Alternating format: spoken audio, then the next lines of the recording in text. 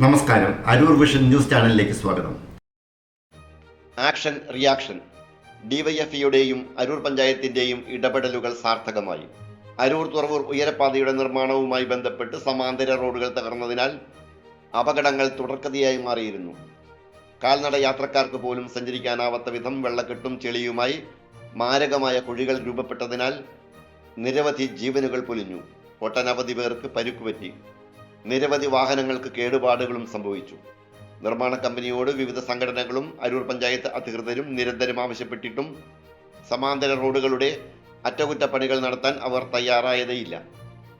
ജനങ്ങളുടെ ദുരിതം അസഹനീയമാം വിധം അധികരിച്ചപ്പോഴാണ് കഴിഞ്ഞ ദിവസം ഡിവൈഎഫ്ഐ അരൂർ ഏരിയ കമ്മിറ്റിയുടെ നേതൃത്വത്തിൽ അരൂർ സൗത്ത് പെട്രോൾ പമ്പിന് സമീപം പ്രകടനവുമായി എത്തി ദേശീയപാതയിൽ ഉയരപ്പാത നിർമ്മാണ പ്രവർത്തനം തടസ്സപ്പെടുത്തിയത്.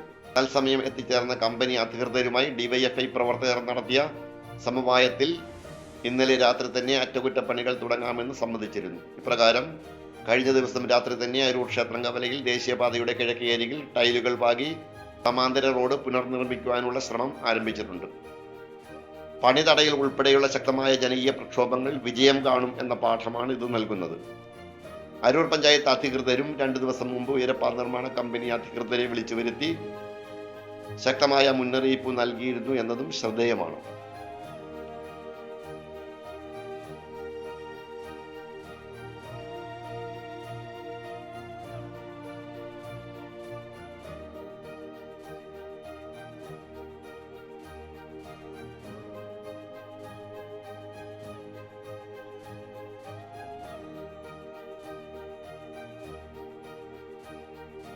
ഇന്ത്യ പെന്തക്കോസ്ത് ദൈവസഭ ബെഥേൽ ചർച്ച് കുണ്ടന്നൂർ ഒരുക്കുന്ന സ്വർഗീയ സന്ദേശം 2024 സെപ്റ്റംബർ 12, 13, 14, 15 തീയതികളിൽ വൈകുന്നേരം 5:30 മുതൽ 9 മണി വരെ നടത്തപ്പെടുന്നു.